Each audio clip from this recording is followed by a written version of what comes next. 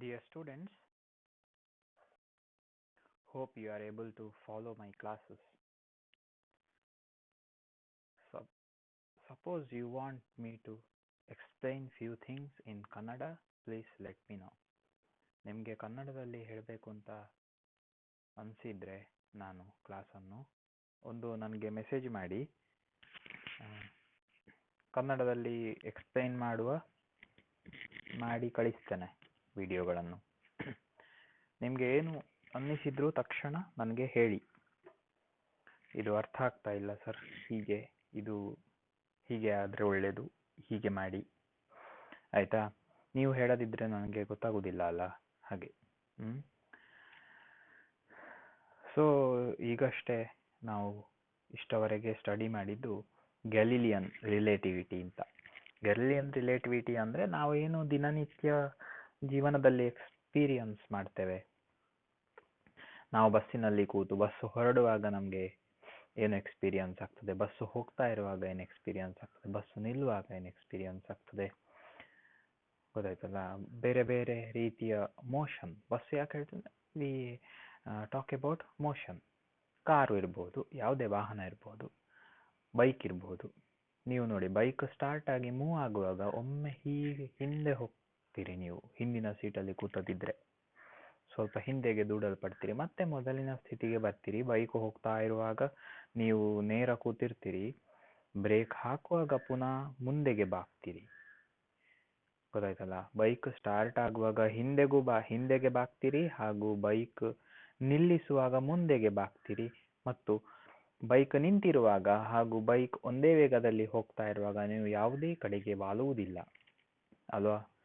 ಇನ್ನೊಂದು ನೋಟಿಸ್ ಮಾಡಿ, bike turn ತಗೊಳ್ಳುವಾಗ, ಬಸ್ಸು ಟರ್ನ್ ತಗೊಳ್ಳುವಾಗ ಎಡಕ್ಕೆ ಟರ್ನ್ ಇದ್ರೆ, ಎಡಕ್ಕೆ ಟರ್ನ್ ತಗೊಂಡ್ರೆ ನೀವು ಬಲಕ್ಕೆ ವಾಲ್ತೀರಿ.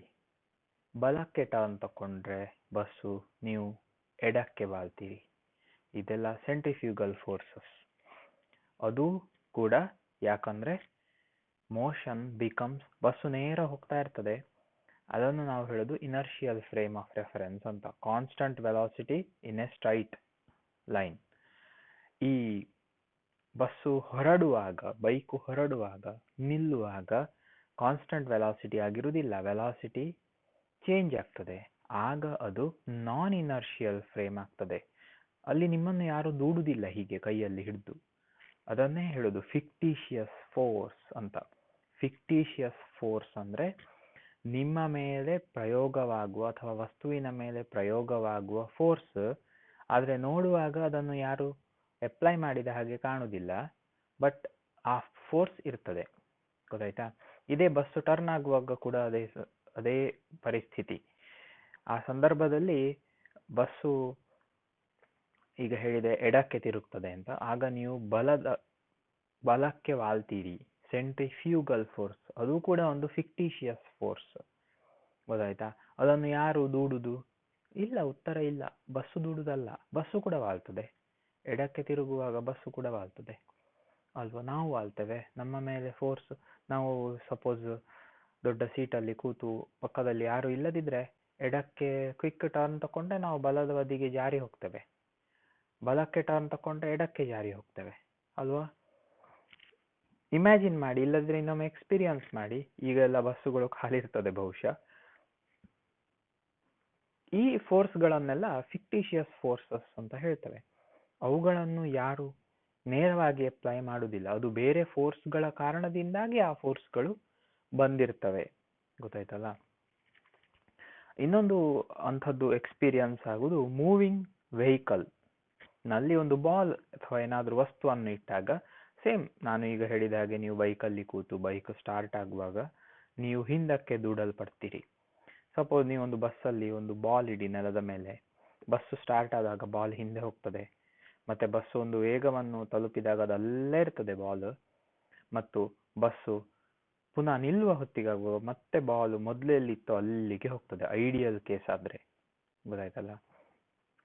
ಹಾಗಾಗಿ ಬಸ್ಸು ಒಮ್ಮೆ ನಿಂತಿರುವಾಗ ಬಾಲ್ ಎಲ್ಲಿತ್ತೋ ಬಸ್ಸು ಹೊರಟು ಟ್ರಾವೆಲ್ ಮಾಡಿ ಮತ್ತೆ ನಿಂತು ಆಗುವಾಗ ಬಾಲು ಅದೇ ಸ್ಥಾನಕ್ಕೆ ಬಂದಿರಬೇಕು. ಅದು ideal case.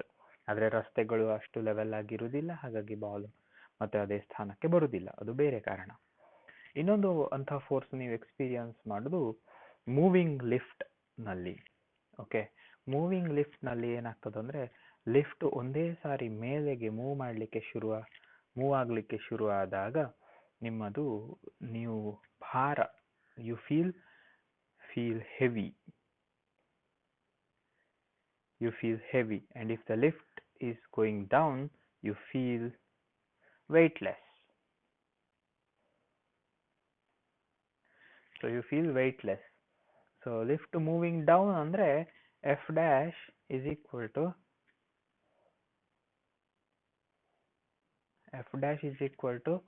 F plus Fi, fictitious force, and here ma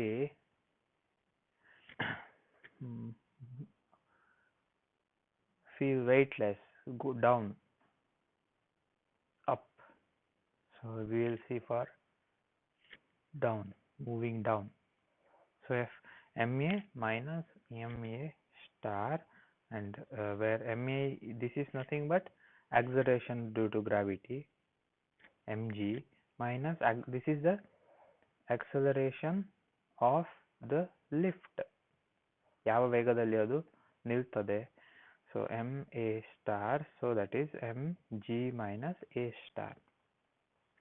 ಒಂದು ವೇಳೆ ಗ್ರಾವಿಟೇಷನಲ್ ಆಕ್ಸಲರೇಷನ್ ಅಷ್ಟೇ ವೇಗದಲ್ಲಿ ಅದು ನಿಲ್ಲುವುದು ಅಥವಾ ಮೂವ್ ಆಗುವುದಾದ್ರೆ, ಅಂದರೆ suppose a star is equal to g ಆದರೆ ಯು ಫೀಲ್ zero weight.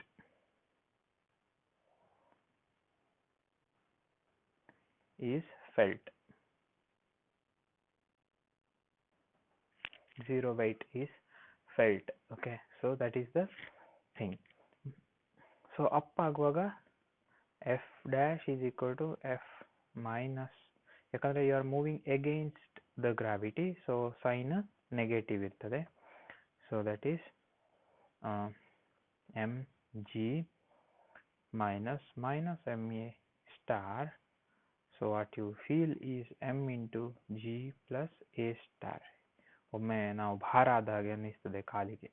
ತುಂಬ ಹೊಸ ಲಿಫ್ಟ್ಗಳನ್ನು ತುಂಬ ಸ್ಲೋ ಆಗಿ ವೆಲಾಸಿಟಿ ಚೇಂಜ್ ಆಗುವ ಹಾಗೆ ಡಿಸೈನ್ ಮಾಡಿರ್ತಾರೆ. ಒಳ್ಳೆಯ ಲಿಫ್ಟ್ ಅಂದರೆ ನೀವು ಈ ರೀತಿಯ ಫಿಕ್ಟಿಷಿಯಸ್ ಫೋರ್ಸನ್ನು ಫೀಲ್ ಮಾಡಬಾರ್ದು. ಸಡನ್ ನಿಲ್ಲಿಸೋದು, ಸಡನ್ ಮೂವ್ ಆಗೋದು ಅಂದರೆ they are not very good lifts. Okay, ಒಳ್ಳೆ ಡ್ರೈವರ್ ಯಾರು? ಯಾರು ಬಸ್ಸು ಹೊರಡುವಾಗ ನಾವು ಹಿಂದಕ್ಕೆ ವಾಲುವುದಿಲ್ವೋ, ಅಥವಾ ಬಸ್ಸು ನಿಲ್ಲಿಸುವಾಗ ಮುಂದಕ್ಕೆ ವಾಲುವುದಿಲ್ವೋ, ಮುಂದಕ್ಕೆ ಹೋಗಿ ಬೀಳುವಂಥ ಪರಿಸ್ಥಿತಿ ಬರುವುದಿಲ್ವೋ, he is a good driver. And ಯಾವ ಸಂದರ್ಭದಲ್ಲಿ ನಾವು ತುಂಬ ವೆಯ್ಟ್ಲೆಸ್ ಅಥವಾ ಹೆವಿ ಫೀಲ್ ಆಗುವುದಿಲ್ವೋ ಅದು ಒಳ್ಳೆ ಲಿಫ್ಟ್. ಓಕೆ, ಸೊ ಚಂದ ಕಾಣುವ driver, smart handsome driver is not a good driver, need not be a good driver, ಆಗಿರಲೇಬೇಕಂತಿಲ್ಲ. ಅದೇ ಚಂದ ಕಾಣುವ ಬಸ್ಸು, ಹೊಸ bus, need not be a good bus. So good bus is which gives you comfort while travelling, and the comfort is ಯಾವುದರಲ್ಲಿರೋದು comfort? Minimising the pseudo forces. ಹಾಗಾಗಿ ಒಳ್ಳೆ physics ಗೊತ್ತಿರುವ driver ಆದರೆ ಅವನು ಬಹುಶಃ ಒಳ್ಳೆ ಡ್ರೈವರ್ ಆಗಿರ್ತಾನೆ. ನಿಮ್ಮ ಮೇಲೆ ಆ್ಯಕ್ಟ್ ಆಗುವ ಸೂಡೋ ಫೋರ್ಸಸ್ಸನ್ನು ಕಮ್ಮಿ ಮಾಡ್ತಾನೆ. So you feel comfortable. ನಿಮಗೆ ಏನು ಹೇಳೋದು, ರೂಮಲ್ಲಿ ಕೂತ ಹಾಗೆ, ಮನೆಯಲ್ಲಿ ಕುರ್ಚಿಯಲ್ಲಿ ಕೂತ ಹಾಗೆ ಫೀಲಿಂಗ್ ಬರ್ತದೆ ಸೂಡೋ ಫೋರ್ಸ್ ಇಲ್ಲದಿದ್ದರೆ. ಹಾಗಾಗಿ ಒಳ್ಳೆಯ ಡ್ರೈವರ್ಗಳು ಡ್ರೈವ್ ಮಾಡುವ ಬಸ್ಗಳಲ್ಲಿ ಹೊಟ್ಟೆ ತೊಳೆಸೋದು, ವಾಂತಿ ಮಾಡುವ ಸಂದರ್ಭಗಳು ಕಡಿಮೆ ಇರ್ತದೆ. ಅದೇ ರ್ಯಾಶ್ ಡ್ರೈವಿಂಗ್ನ ಬಸ್ಗಳಲ್ಲಿ ಅದು ಮಾಮೂಲಿಯಾಗಿರ್ತದೆ. ಇದೆಲ್ಲ ನೀವು ಹೊರಗೆ ನೋಡಿ, ಅಬ್ಸರ್ವ್ ಮಾಡಿ. And that is all because of fictitious force. ಅದು ಎಷ್ಟು ಇಂಟ್ರೆಸ್ಟಿಂಗ್ ಇದೆ physics. So fictitious force causes vomiting.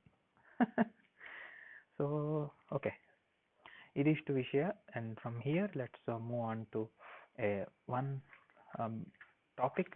ಇದರಲ್ಲಿ ಉಳಿದಿದೆ ಏನಂದರೆ uniformly rotating frames of reference. Okay, uniformly rotating frames. Concept of centrifugal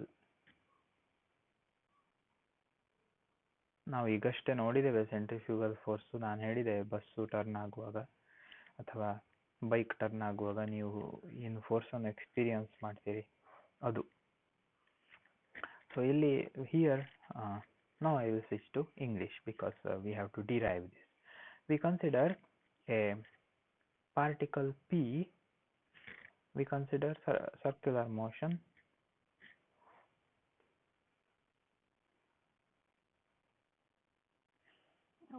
ಸಾರಿ, ಒಂದು ಚಂದದ ಸರ್ಕಲ್ ಬರಬೇಕಿತ್ತು, ಇರಲಿ.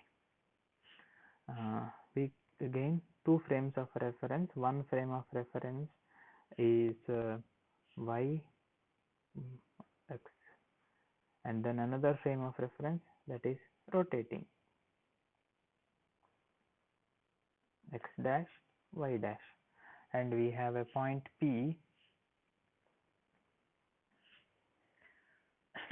and this is r fixed, okay, and this is rotating. So we consider a particle P. I will send you the photograph of the chapter. A particle P is performing uniform circular motion. Uniform means constant angular velocity. Example, ಗಡಿಯಾರದ ಮುಳ್ಳುಗಳು. They are all they have actually ಈ ಕೆಲವು ಗಡಿಯಾರ ಬರ್ತದೆ continuous ಮುಳ್ಳು move ಆಗುವ ಗಡಿಯಾರ, ನೀವು ನೋಡಿ ಗಡಿಯಾರದ ಅಂಗಡಿಯಲ್ಲಿ ಕಂಟಿನ್ಯೂಸ್ ಮೋಷನ್, ಟಕ್ ಟಕ್ ಅಲ್ಲ ಅದು. ಅದೆಲ್ಲ ಕಾನ್ಸ್ಟಂಟ್ ಆಂಗ್ಯುಲರ್ ವೆಲಾಸಿಟಿ. ಅದು ಒಂದೇ ವೇಗದಲ್ಲಿ ಒಂದು ನಿಮಿಷಕ್ಕೆ ಒಂದು ಸುತ್ತ ಬರ್ತದೆ ಆದರೆ ಟಕ್ ಟಕ್ ಅಲ್ಲ ಅದು, ನೇರ ಕಂಟಿನ್ಯೂಸ್ ಮೋಷನ್. ಅದನ್ನೆಲ್ಲ ನಾವು ಕಾನ್ಸ್ಟಂಟ್ ಆಂಗ್ಯುಲರ್ ವೆಲಾಸಿಟಿ ಅಂತ ಕರಿಬಹುದು, ಗೊತ್ತಾಯ್ತಾ? So we consider a particle and centripetal force. ಈಗ ಕಲ್ಲನ್ನು ನೂಲಿಗೆ ಕಟ್ಟಿ ನೀವು ತಿರುಗಿಸ್ತಾ ಇದ್ದೀರಿ ಅಂತಾದರೆ ಇನ್ನೊಂದು example. Then the centripetal force.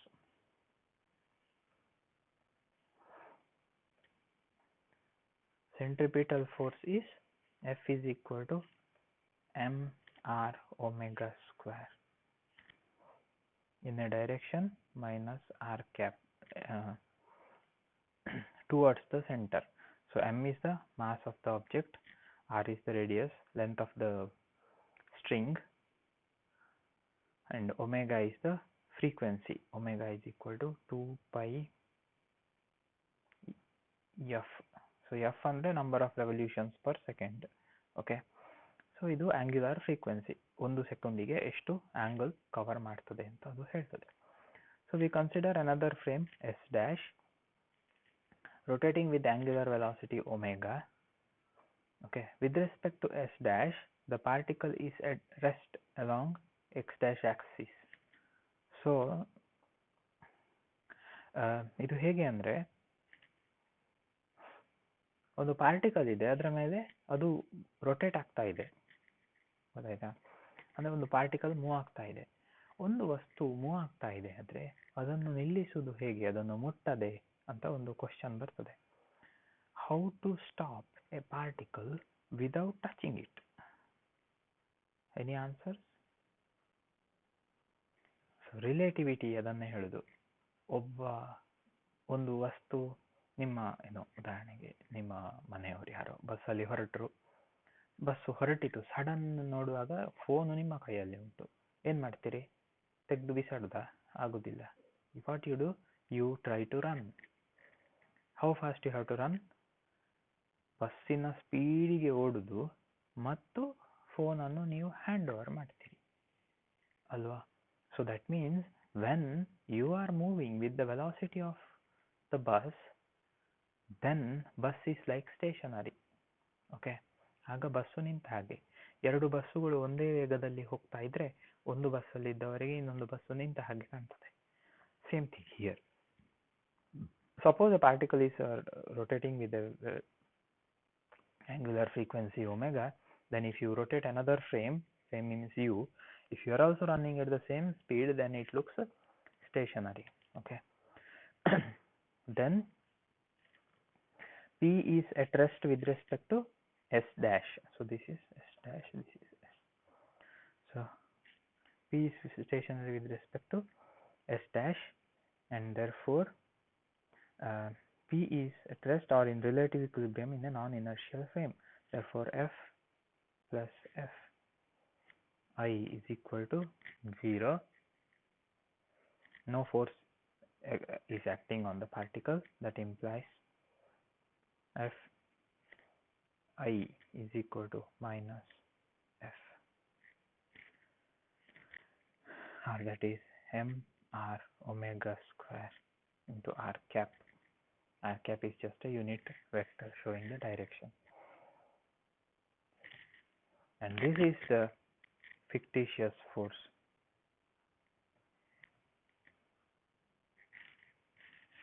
This is the fictitious force equal to centripetal force. It is equal to ಅದು centripetal force ಅಷ್ಟೇ ಇದೆ magnitude, but opposite in direction. Opposite in direction. ಅದು ಅದರ important property. So centrifugal force is a pseudo force experienced by a particle at rest in a rotating frame. It is at rest in a rotating frame, but it is rotating with respect to a stationary frame. ಗೊತ್ತಾಯ್ತಾ? ತಿರುಗುತ್ತಿರುವ frame ಹೇಳುದು ಆಯಾಮ, ತಿರುಗುತ್ತಿರುವ ಆಯಾಮದಲ್ಲಿ ಅದು rest ಅಲ್ಲಿರ್ತದೆ. ಆದರೆ rest ಅಲ್ಲಿರುವವರು ನೋಡುವಾಗ ಅದು ತಿರುಗ್ತಾ ಇರ್ತದೆ. ಬಸ್ಸಿನ ಎಕ್ಸಾಂಪಲ್ ಕೊಟ್ಟ ಹಾಗೆ, ಎರಡು ಬಸ್ಸು ಒಂದೇ ವೇಗದಲ್ಲಿ ಹೋಗ್ತಾ ಇದೆ, ಒಂದು ಬಸ್ಸಲ್ಲಿ ಇದ್ದವರಿಗೆ ಇನ್ನೊಂದು ಬಸ್ಸು ನಿಂತ ಹಾಗೆ ಕಾಣ್ತದೆ. ಆದರೆ ಯಾರು ರೆಸ್ಟ್ ಅಲ್ಲಿ ಇರ್ತಾರೆ ಅವರಿಗೆ ಬಸ್ಸು ಮೂವ್ ಆಗ್ತಾ ಇದೆ. ಆದರೆ ಒಂದೇ ವೇಗದಲ್ಲಿ ಮೂವ್ ಆಗ್ತಾ ಇರುವವರಿಗೆ ಪಕ್ಕದ ಬಸ್ಸು ಸ್ಟೇಷನರಿ ಇದ್ದ ಹಾಗೆ ಕಾಣ್ತದೆ. ಇದು ಕೂಡ ಹಾಗೆ. ಇದೆಲ್ಲ ಎಲ್ಲಿ ಎಕ್ಸ್ಪೀರಿಯನ್ಸ್ ಮಾಡ್ತೇವೆ ಅಂದ್ರೆ, ಒಂದು ಎಕ್ಸಾಂಪಲ್ ನಾವು ವೆಹಿಕಲ್ ಟರ್ನ್ ತಗೊಳ್ಳುವಾಗ ಅಂತ ನಾವು ನೋಡಿದ್ದೇವೆ. ಒಂದು ತಟ್ಟೆಯಲ್ಲಿ ನೀರಿಟ್ಟು ಚೆನ್ನಾಗಿ ತಿರುಗಿಸಿ ನೀರು ಹೊರಗೆ ಹೋಗ್ತದೆ. ಅದು ಸೆಂಟ್ರಿಫ್ಯೂಗಲ್ ಫೋರ್ಸ್, ಅಲ್ಲಿ ತಡೆ ಹಿಡಿಯೋರು ಯಾರಿಲ್ಲ. ಆದರೆ ಇನ್ನೊಬ್ರು ಏನ್ ಮಾಡ್ತಾರೆ ಅಂದ್ರೆ, ಈ ಕೆಲವರು ಬಾಲ್ದಿಯಲ್ಲಿ ನೀರು ತುಂಬಿಸಿ ಬಾಲ್ದಿಯನ್ನು ತಿರುಗಿಸ್ತಾರೆ ಮೇಲೆ ಕೆಳಗೆ ಹೀಗೆ ವೇಗವಾಗಿ. ಆಗ ಬಾಲ್ದಿಯಲ್ಲಿರುವ ನೀರು ಚೆಲ್ಲುವುದಿಲ್ಲ, ಯಾಕಂದ್ರೆ ಆ ನೀರಿನ ಮೇಲೆ ಎರಡು ಫೋರ್ಸ್ ಆಗ್ತಾ ಇರ್ತದೆ. ಒಂದು ಸೆಂಟ್ರಿಪೀಟಲ್ ಫೋರ್ಸ್, ನೀವು ಹಿಡ್ಕೊಂಡಿರುವ ಕಾರಣ ಅದು ನೀರನ್ನು ಹೊರಗೆ ತಳ್ತಾ ಇರ್ತದೆ, ಹೊರಗಿನ ಬದಿಗೆ. ನೀರನ್ನು ಬಾಲ್ದಿ ನಿಮ್ಮ ಕೈಯಿಂದ ಹೊರಗೆ ಹೋಗುವುದಿಲ್ಲ, ಹಾಗಾಗಿ ನೀರು ನಿಮ್ಮ ಕಡೆ ಎಳಿತಾ ಇರ್ತದೆ. ಅದು ನೀವು ಅಪ್ಲೈ ಮಾಡಿದ force centripetal force. Centrifugal force ಹೊರಗಡೆಗೆ ಇರ್ತದೆ, ಆದರೆ ಬಾಲ್ದಿ ನೀರನ್ನು ಹೊರಗೆ ಹೋಗ್ಲಿಕ್ಕೆ ಬಿಡುವುದಿಲ್ಲ. ನೀವು ಒಂದು ಸಣ್ಣ ಹೋಲ್ ಮಾಡಿ ಬಾಲ್ದಿಗೆ ಮತ್ತು ತಿರುಗಿಸಿ, ಆಗ ನೀವು ನೋಡ್ಬೋದು ನೀರು ಬಾಲ್ದಿಯಿಂದ ಹಿಂಭಾಗದ ಹೋಲಲ್ಲಿ ಹೋಗ್ತದೆ. ನಿಜವಾಗಿ ನೋಡಿದ್ರೆ ಬಾಲ್ದಿಯ ಮುಂಭಾಗದಲ್ಲಿ ದೊಡ್ಡದು ಓಪನ್ ಇದೆ ಬಾಲ್ದಿ, ಬ್ಯಾಕ್ ಸೈಡ್ ಸಣ್ಣ ಹೋಲ್ ಇರುದು. ಮತ್ತು ಬಾಲ್ದಿ ತಿರುಗಿಸುವಾಗ ಮೇಲೆ ಹೋದಾಗ ಬಾಲ್ದಿ ತಲೆ ಕೆಳಗಾಗಿ ಇರ್ತದೆ, ಆದ್ರೂ ಕೂಡ ನೀರು ಆ ಸಣ್ಣ ಹೋಲಲ್ಲಿ ಹೋಗ್ತದೆ, ಬಾಲ್ದಿಯ ಬಾಯಿಯಲ್ಲಿ ಹೊರಗೆ ಬರುವುದಿಲ್ಲ. That is the wonder. Okay, so that is the beauty. So that is where U C the centrifugal force and centripetal force, they all come into action. ಇಂಥದ್ದು ನೀವು ನೋಡ್ಬೋದು ಬೇರೆ ಎಕ್ಸಾಂಪಲ್ಗಳು. ಅಂದ್ರೆ ಈ ಮೊದಲೆಲ್ಲ ಸರ್ಕಸ್ ಅಲ್ಲಿ ಬೈಕ್ ಅನ್ನು ತಿರುಗಿಸ್ತಿದ್ರು, ಒಂದು ದೊಡ್ಡ ಬಾಲಿನ ಹಾಗೆ ಇರ್ತಿತ್ತು, ನೆಟ್ ಇದ್ದು ಕಬ್ಬಿಣದ ಬಾಲ್, ದೊಡ್ಡ ಬಾಲ್, ಅದರೊಳಗೆ ಬೈಕ್ ಅನ್ನು ತಿರುಗಿಸ್ತಿದ್ರು ತಲೆ ಕೆಳಗಾಗಿ ಎಲ್ಲ. ಅದು ಇನ್ನೊಂದು example of fictitious force acting. ಮತ್ತೊಂದು ಸಣ್ಣ ನೋಟ್ ಇದೆ ನಿಮಗೆ, ಒಂದು ಕೋರಿಯೋಲಿಸ್ ಫೋರ್ಸ್. ಇದು ಭೂಮಿ ತಿರುಗುವಾಗ ಹೇಗೆ ಬಸ್ಸು ತಿರುಗುವಾಗ ನಿಮಗೆ ಒಂದು ಫೋರ್ಸ್ ನಿಮ್ಮ ಮೇಲೆ ಆಕ್ಟ್ ಆಗ್ತದೋ, ಅದೇ ರೀತಿ ಕೋರಿಯೋಲಿಸ್ ಫೋರ್ಸ್ ಅಂತೂ ಕೂಡ ಹಾಗೆ. ಇದು ನಿಮಗೆ ಅಸೈನ್ಮೆಂಟ್. ನೀವು ಇದರ ಬಗ್ಗೆ ಒಂದು ಬರಿಬೇಕು, ಬುಕ್ಕಲ್ಲಿದ್ದದ್ದು ಅಲ್ಲದೆ, not on book, not in book. Not as in the book. ನೀವೇ ಹುಡುಕಬೇಕು, ಅದನ್ನು ನನಗೆ ಆಡಿಯೋ ಕಳಿಸಬೇಕು. ನೀವು ಅದನ್ನು ಎಕ್ಸ್ಪ್ಲೈನ್ ಮಾಡಬೇಕು. ಕೋರಿಯೋಲಿಸ್ ಫೋರ್ಸ್ ಏನಿದು and its effects.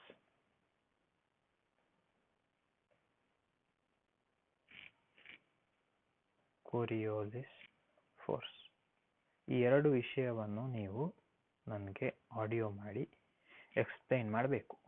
ರೆಕಾರ್ಡ್ ಮಾಡಿ ಕಳಿಸಿ, ತೊಂದರೆ ಇಲ್ಲ, ಗೊತ್ತಾಯ್ತಾ? So I am expecting this by Saturday, before Saturday, this Saturday.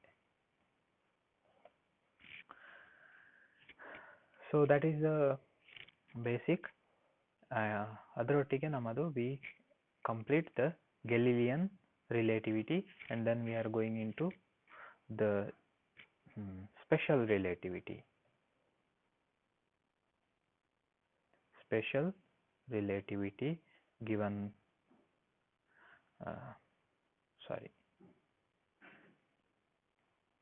it is explained by Einstein. Okay, so Einstein, his famous work in 1905. ಇದನ್ನೆಲ್ಲ ನೀವು ಯೂಟ್ಯೂಬಲ್ಲಿ ಸಿಗ್ಬೋದು ನಿಮಗೆ, ಅಥವಾ ವೆಬ್ಬಲ್ಲಿ ಸಿಗ್ತದೆ. ತುಂಬ ಇಂಟ್ರೆಸ್ಟಿಂಗ್ ವಿಷಯಗಳು ಇದೆ ಐನ್ಸ್ಟೈನ್ ಬಗ್ಗೆ. ಒಬ್ಬ ಪ್ರತಿಮಾ ಮೇಧಾವಿ, ಅದ್ಭುತ ಮೇಧಾವಿ.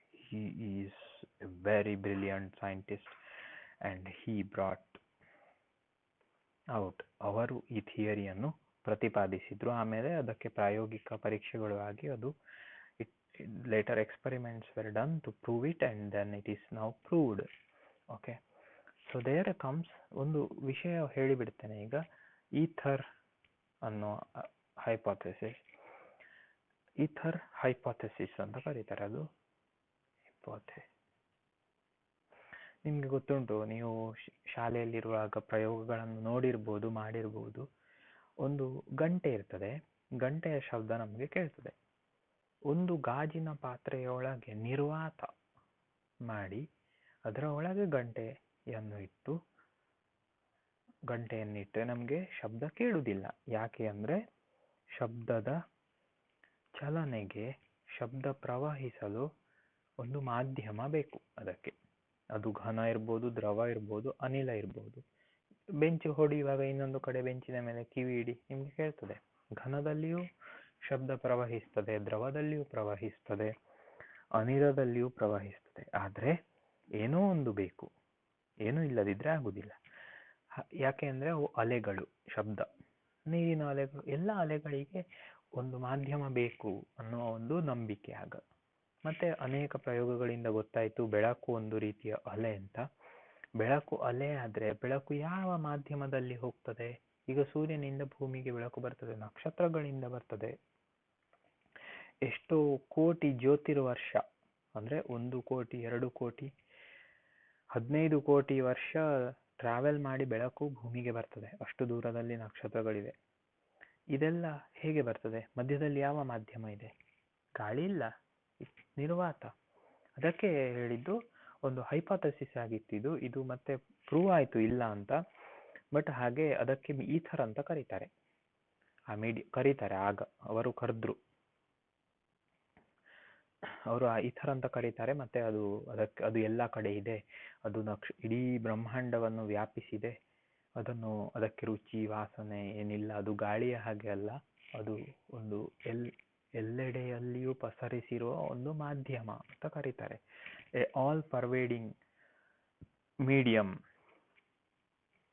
ಓಕೆ, ಮತ್ತೆ ಅಲ್ಲಿ ಮೈಕೆಲ್ಸನ್ ಮೋರ್ಲೆ ಅಂತ ಎಕ್ಸ್ಪೆರಿಮೆಂಟ್ ನೆಕ್ಸ್ಟ್ ಕ್ಲಾಸಲ್ಲಿ ನಾನು ನಿಮಗೆ ಅದನ್ನು ಎಕ್ಸ್ಪ್ಲೈನ್ ಮಾಡ್ತೇನೆ. ಅದರ ಮೂಲಕ ಈಥರ್ನ ಪ್ರೆಸೆನ್ಸ್ ಬಗ್ಗೆ ಒಂದಷ್ಟು ಕನ್ಕ್ಲೂಷನ್ಗಳು ಬರ್ತವೆ.